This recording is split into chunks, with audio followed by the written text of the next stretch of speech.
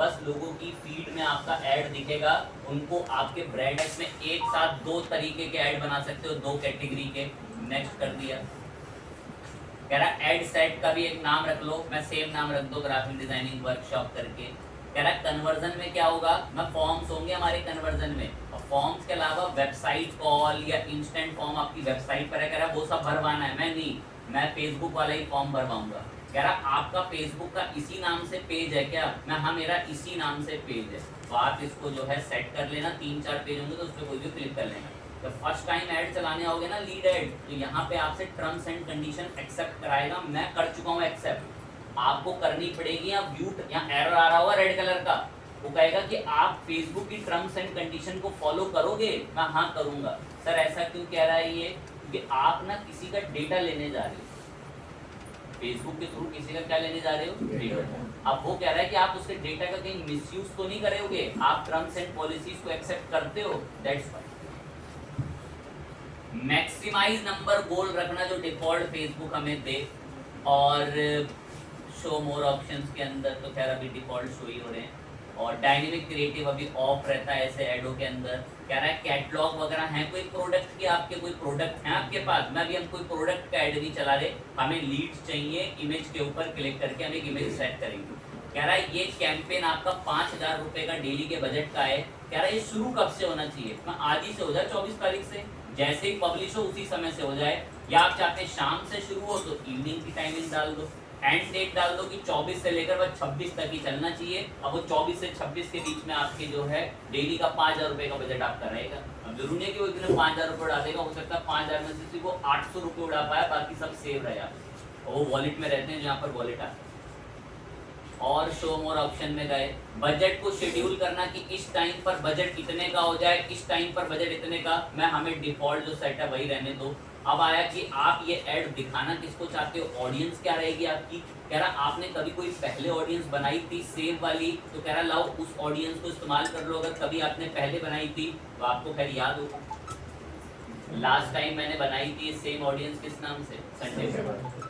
तो आप कोई नई ऑडियंस बनाए तो वो तो मैं नई तो खैर बनाऊंगा ही यहाँ पर आप लोगों के लिए नई ऑडियंस, तो आप चाहें तो यहाँ पर एक क्रिएट न्यू पे क्लिक करें, और यहाँ से साफ एक क्या ऑप्शन दिख रहा है, कस्टम ऑडियंस, कस्टम ऑडियंस पे क्लिक कर लो, और यहाँ से आप सब बता दो खुद से कस्टम ऑडियंस आपको किस पर्पज से चाहिए। वरना यहाँ से अगर कभी कस्टम ऑडियंस नहीं बना पाते तो मैं आपको सजेशन के अंदर कुछ एक ट्रिक के थ्रू भी ऑडियंस यहाँ से बताएंगे, डिटेल टारगेटिंग में यहाँ से मोर पे किस एज कैटेगरी की ऑडियंस को ऐड दिखना चाहिए वो अपना तय कर लो, किस एज कैटेगरी में 35 साल तक के लोगों को ऐड दिखे, 18 से 35, जेंडर सभी हो। Detail targeting one of the most important, pencil चलाओ, 3 चीजें आती हैं इसमें, जुबान से रटी हो तीनों चीजें, डेमोग्राफिक, बिहेवियर और इंटरेस्ट। इंटरव्यूज में बहुत मशहूर होते हैं टारगेटिंग के ऑप्शन, डिटेल टारगेटिंग। डेमोग्राफिक में कितना पढ़ा लिखा है, क्या जॉब करता है, स्कूल जाता है, कौन से कॉलेज जाता है, ये सब किस में आता है, सर ये आपको कैसे पता चला, अरे ये आई पे क्लिक करो, सब बताता है यहाँ पे कि कौन से जिन लोगों का एजुकेशन क्या है, उनका एम्प्लॉयमेंट क्या है, उनका हाउस होल्ड इनकम क्या है। कह रहा उन सब लोगों को देखते हुए आप ऐड दिखवा दो डेमोग्राफिक में। इंटरेस्ट में कि वो लोग किस चीज के पेजेस एक्टिविटी लाइक करते हैं, वो इंटरेस्ट आप टारगेट कर लो।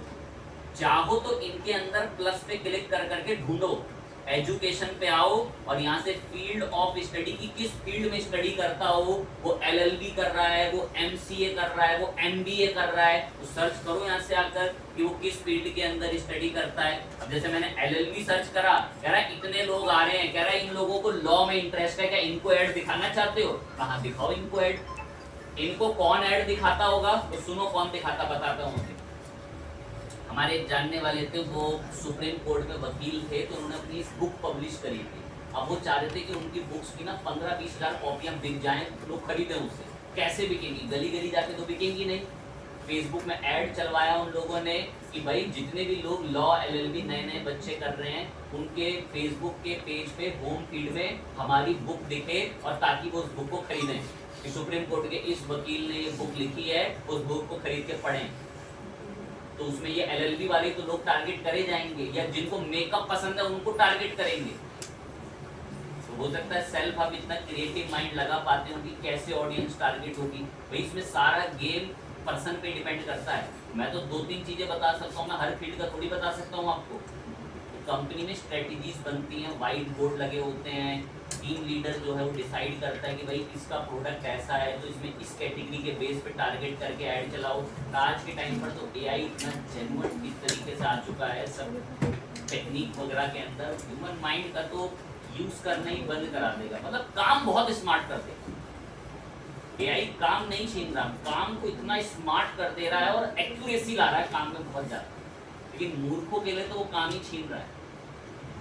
काम में इतनी एक्यूरेसी ले आता है। अभी अगर मैं चैट जीपीटी पे क्लाउड पे प्रॉम्प्ट डालूं कि मैं एक फेसबुक ऐड चला रहा हूं, मुझे बताना मैं ऑडियंस कैसे कैसे सिलेक्ट करूं, ऐसे जेन्युइन आंसर देगा ना कि आपके ऐड पे वाकई में ट्रैफिक आएगा। और वरना पहले क्या हो रहा था, 10 गधों को घेर के टीम लीडर खड़ा होता था, वो व्हाइट बोर्ड पे समझाता था उन गधों को। आज अगर वो गधे एक्सपर्ट बन गए हैं, वो खुद ही एआई के रूल के कर ले रहे हैं। तो इससे काम नहीं छीना, इससे काम करने का तरीका क्या हो गया, स्मार्ट हो गया।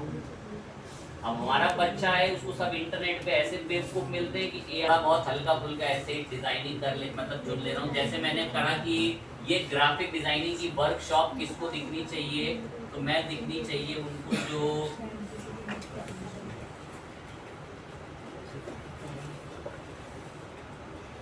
डायरेक्ट अगर हम सर्च करें तो जैसे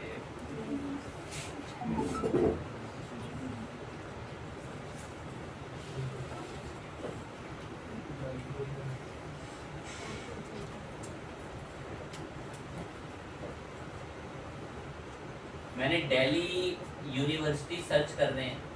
अब दिल्ली यूनिवर्सिटी जितना भी लोगों ने सब डाल रखा है, जैसे जवाहरलाल नेहरू यूनिवर्सिटी डाल रखा है जिन्होंने अपनी प्रोफाइल में, इनको हमारा ऐड दिखता है। जो लोग यहाँ सपोज पढ़ाई पढ़ रहे हैं और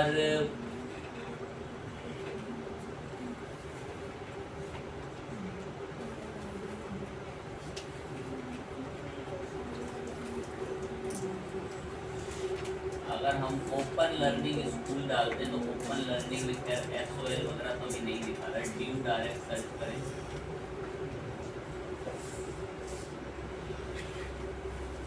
कंट्रोल्स वगैरह डिफॉल्ट हम लोगों ने सब डिटेल खुद ही सेट करे हैं।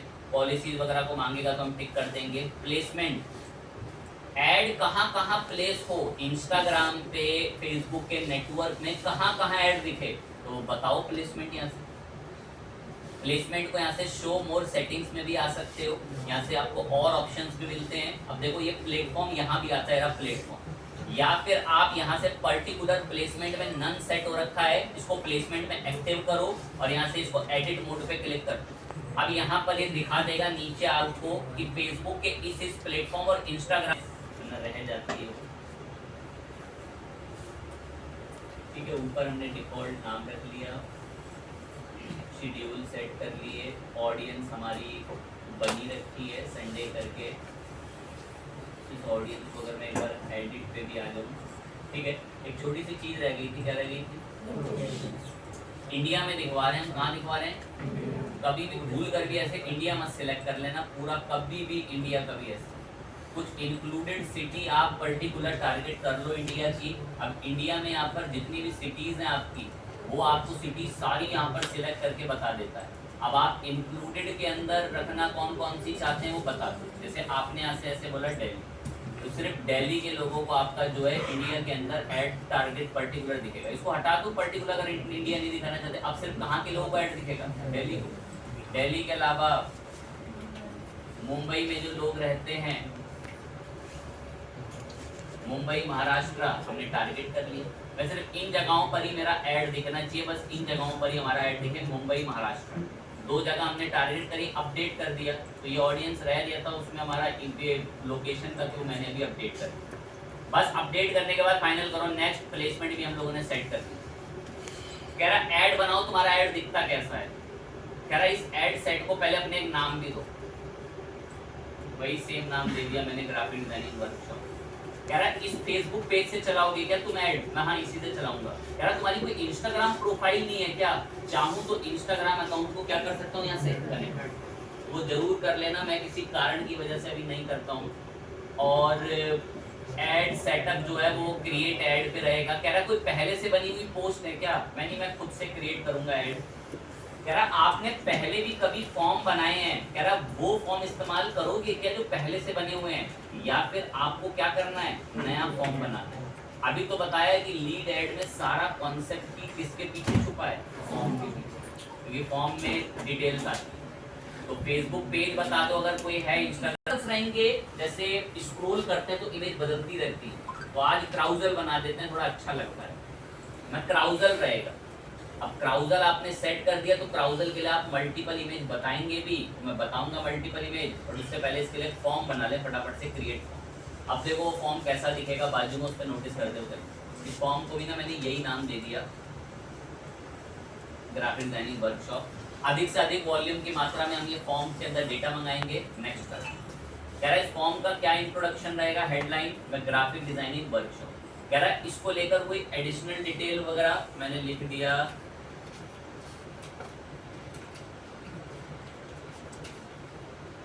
Learn and join graphic designing workshop. देखो ऐसा दिखेगा बाजू में, आप कभी क्लिक कर देते हो गलती से किसी ऐड पे ना फेसबुक के, तो ऐसा एकदम से वेब बॉक्स खुल जाता है।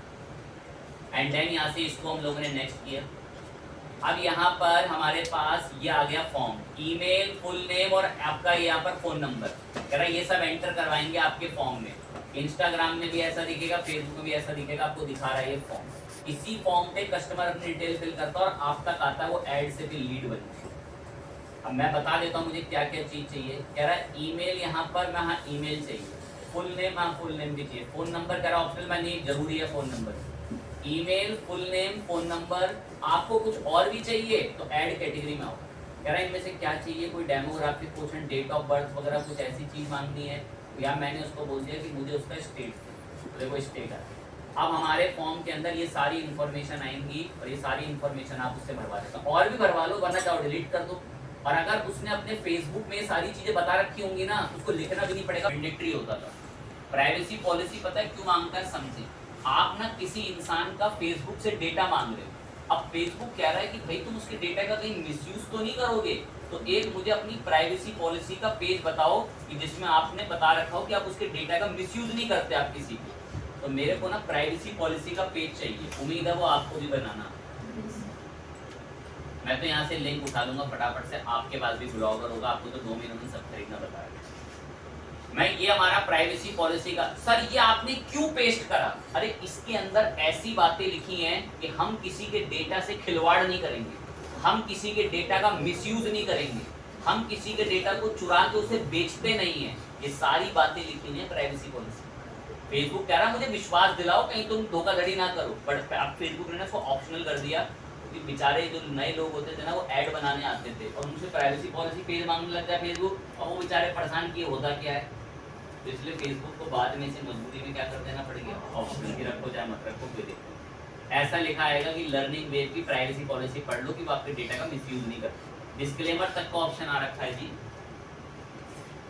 वैसे बताएं आपको ये कैसे जनरेट होते हैं, तो टूल पे ले जाके कि कैसे जनरेट होते हैं बताएं, हम सब पता नहीं। कह रहा उसको कहीं रिडायरेक्ट करना चाहते हो, या उसे कोई फाइल दिखवाना चाहते हो, या उसे कोई कॉल करवाना चाहते हो, व्हाट्सएप के चैट पे रिडायरेक्ट करना चाहते हो, कांटेक्ट नंबर बताओ, व्हाट्सएप के चैट की यहाँ पे प्रोफाइल कनेक्ट कर लो अपनी, कॉल करवा लो, कह रहा अपने बिजनेस पे, कह रहा अपना नंबर बताओ, तुरंत आपके पास कॉल आ सकती है उसकी, या कोई फाइल वगैरह डाउनलोड करवाओगे, मैं तो जी वेबसाइट पर रिडायरेक्ट कर देना, और वेबसाइट का यूआरएल भी हम लोगों ने बता दिया, मैं यहाँ रिडायरेक्ट कर देना। अगर वो हमारा ऐड पूरा कंप्लीट कर ले तो नीचे क्या मैसेज लिखा रहा है उसको, व्यू वेबसाइट, मतलब उसने हमारे बिजनेस में इंटरेस्ट दिखाया कि हाँ मुझे ये चीज़ चाहिए, ये चीज़ मुझे पसंद आ रही है। अब जब वो फिल कर दे इन्फॉर्मेशन तो मैसेज आ जाए व्यू वेबसाइट, बस व्यू। अब वो क्राउजल के लिए मुझे इमेजेस वगैरह मंगवानी है तो उस इमेजेस के लिए आते हैं। ये कह रहा है जो डेटा वो सारा आएगा ना, खुद सोचो एक इंसान फॉर्म भरेगा, डेटा भी तो आएगा ना।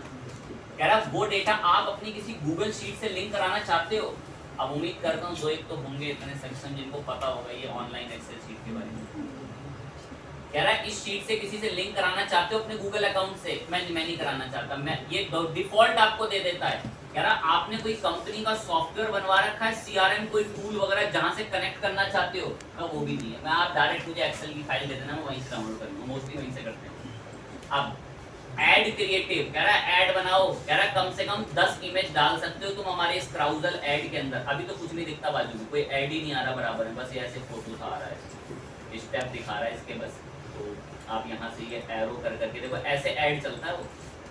आपने क्लिक करा, क्या था आप इंटरेस्टेड हैं, आपने गलती से कंटिन्यू क्या बोला तो आपकी डिटेल भरी हुई आ जाती है, एंड देन कंटिन्यू कर दिया तो ऐसा आ जाएगा कि प्राइवेसी पॉलिसी आपका डेटा जा रहा है, सबमिट करा, सबमिट करते उसको थैंक यू आएगा और क्या लिखा हुआ आएगा। कौन सी कैटेगरी का ऐड है ये? Message for leads. चलें फोटो डालनी है, फटाफट आते हैं, add card, add image card. कह रहा है इमेज बताओ। देखो मेरे पास अभी कोई इतनी 10-12 इमेजेस है नहीं कि मैं 10 मिनट इमेज ढूंढने में लगा दूँ सब कुछ छोड़ के। तो मेरे पास जैसी जो इमेज है उसी में खुश रहेंगे। मैंने 2 इमेज चुनी है, बस यही मेरे ब्राउजर ऐड में आ रही है, चुनने को मैं और बहुत शौक। यहाँ पर एक ऑप्शन आ जाता है व्यू के नाम से, व्यू। व्यू के अंदर आपको आपके ऐड का ट्रैफिक दिख जाता है। वो एक्सेल शीट वो होती है कि 50 लोग, 90 लोग, 200 लोग, कितने लोगों ने वो फॉर्म भरा, और फिर आप उस शीट को डाउनलोड करते हो और डाउनलोड करके उन पे अपनी टीम के थ्रू कॉल जाती है कि सर आपने हमारे बिजनेस में इंटरेस्ट दिखाया था, आप क्या चीज़ परचेज करना चाहते हैं, या आप वो सामान लेने कब आएंगे, या आप वो जगह देखने कब आएंगे। तो ऐसे कस्टमर्स तक पहुँचा सकते हैं। फाइन बात है, इस ऐड को हम लोग किस नाम से जानते थे? अब जिन्होंने लास्ट टाइम का ऐड देखा होगा उन्हें पता चल गया होगा कि ऑडियंस